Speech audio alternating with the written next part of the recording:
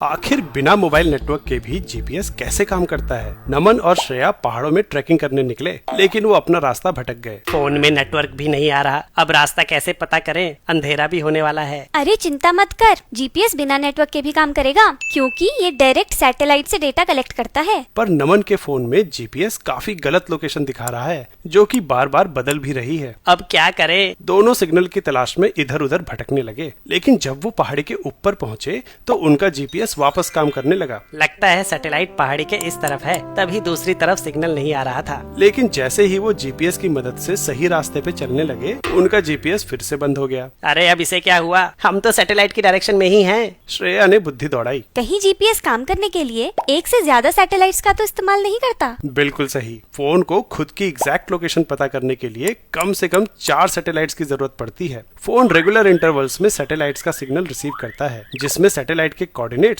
और सिग्नल के निकलने के टाइम की इंफॉर्मेशन होती है, जिसका इस्तेमाल कर जीपीएस फोन की एग्जैक्ट लोकेशन निकाल लेता है। वो कैसे? सिग्नल एक इलेक्ट्रोमैग्नेटिक वेव होती है, जो कि लाइट की स्पीड से ट्रेवल करती है। तो अगर हमें सिग्नल की सैटेलाइट से निकलने का टाइम पता है, तो हम उसे फोन के टाइम से माइनस करके जितना टाइम सिग्नल को आने में लगा वो निकाल सकते हैं। इस टाइम को लाइट की स्पीड से मल्टीप्लाई करके सैटेलाइट की फोन से दूरी पता चल जाएगी। लेकिन सिर्फ एक सैटेलाइट के डिस्टेंस से सही लोकेशन पता नहीं कर सकते, क्योंकि फोन इस डिस्टेंस के स्फीयर पे कहीं भी हो सकता है। तब तो सिर्फ एक और सैटेलाइट की ही जरूरत पड़नी चाहिए, और जहाँ दोनों सैटेलाइट्स के स्फीयर्स मिलते हैं वहाँ से हमारी लोकेशन पता चल जाएगी। लेकिन जरूरी नहीं कि स्फीयर्स एक ही पॉइंट पे मिले, वो 2 पॉइंट्स पे भी मिल सकते हैं, और हमारी लोकेशन इन दोनों में से कोई भी हो सकती है। इसलिए तीसरी सैटेलाइट भी जरूरी होती है, जिससे हमारी लोकेशन का एकदम सही अंदाजा लगाया जा सकता है। अब हमें तीनों सैटेलाइट्स के कोऑर्डिनेट्स अर्थ के सेंटर के रिस्पेक्ट में पता है, पर तुम्हारे नहीं। लेकिन तीनों सैटेलाइट से तुम्हारे डिस्टेंस पता होने की वजह से डिस्टेंस की 3 इक्वेशंस बनती हैं, और इन 3 इक्वेशंस को सॉल्व कर